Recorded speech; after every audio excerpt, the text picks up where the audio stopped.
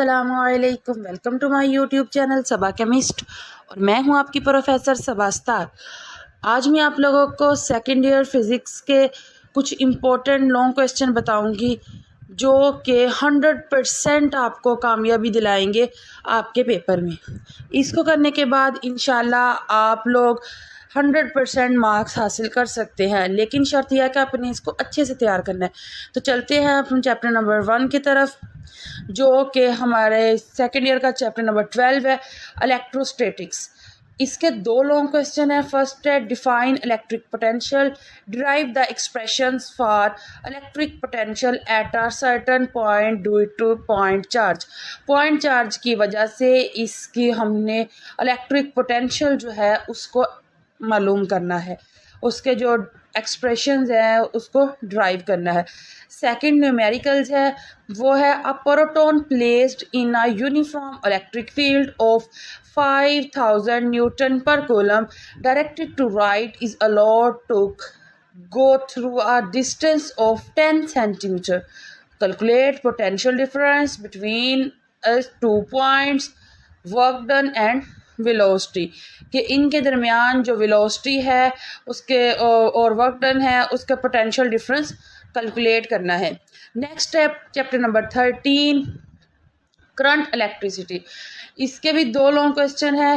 First है state and explain Ohm's law.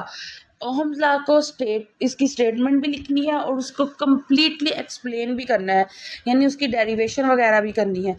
Second है the resistance of an iron and wire at 0 degree Celsius is 1 into 10 raised to power minus 1 ohm.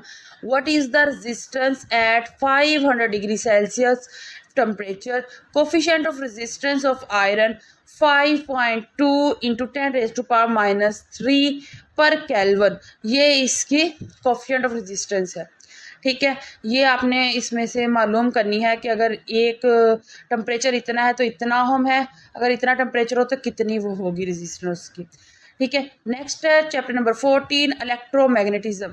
इसके first long question है state Ampere's law and apply to it to find the magnetic field due to current carrying solenoid. Second है how electron to mass ratio of an electron can be determined, explain। और इसमें जो numerical के हिसाब से है इसकी है एग्जाम्पल नंबर 14.4, यानी फोर्थ एग्जाम्पल जो है 14 चैप्टर की वो इम्पोर्टेंट है न्यूमेरिकल के लिहाज से, वो आप लोगों ने अच्छे तरीके से कर लेनी है। नेक्स्ट है चैप्टर नंबर 15, इलेक्ट्रोमैग्नेटिक इंडक्शन। इसका फर्स्ट जो लॉन्ग क्वेश्चन है वो है what is transformer, describe its principle, construction and theory. तीनों चीज़ें लिखनी है, इसकी प्रिंसिपल भी लिखना है, इसकी कंस्ट्रक्शन भी लिखनी है और इसकी थ्योरी को भी एक्सप्लेन करना है। सेकंड इसका न्यूमेरिकल है an ideal step down transformer is connected to main supply of 240 volt 240 volt. It is desired to operate a 12 volt 30 watt lamp. Find current in the primary and transformation ratio. ये इसका मालूम करना है, current को primary में और transformation जो है ये दोनों चीज़ें इसमें आपने फाइंड आउट करनी है। नेक्स्ट है हमारे पास चैप्टर नंबर 16, अल्टरनेटिंग करंट। इसका फर्स्ट जो लॉन्ग क्वेश्चन है वो है define modulation, electromagnetic waves and in RL series circuit. Will the current lag or lead the voltage? Illustrate your answer by a vector diagram. Vector diagram बनाकर इसके answer को explain करना है। Second है इसका न्यूमेरिकल है 16.8, वो आप लोगों का एग्जाम्पल दी हुई है, इधर 16.8 वो न्यूमेरिकल जो एक्सरसाइज में दिया है वो इम्पोर्टेंट है।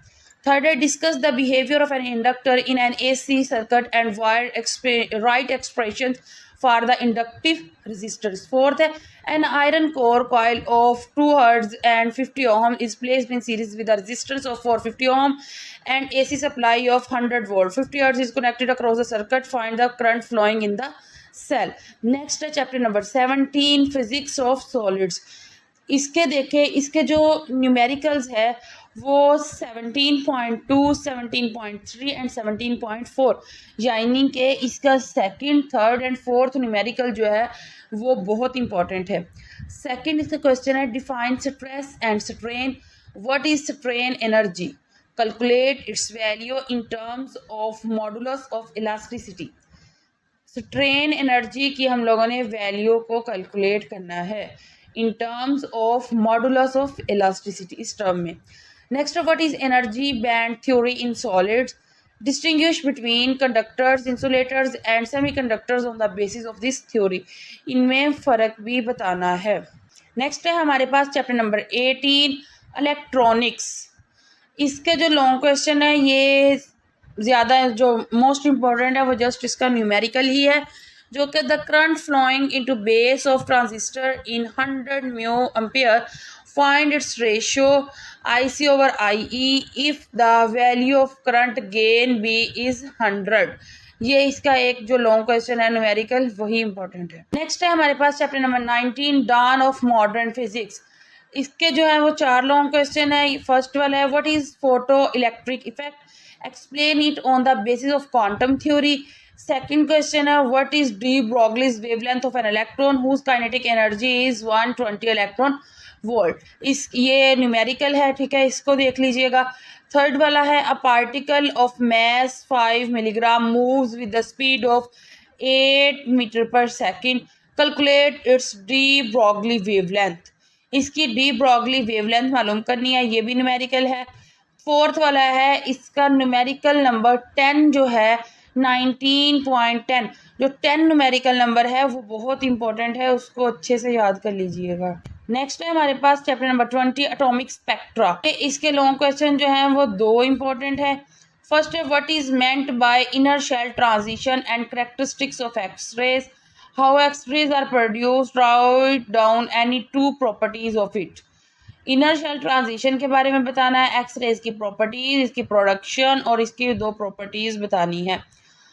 आगे है what are X rays, explain its production.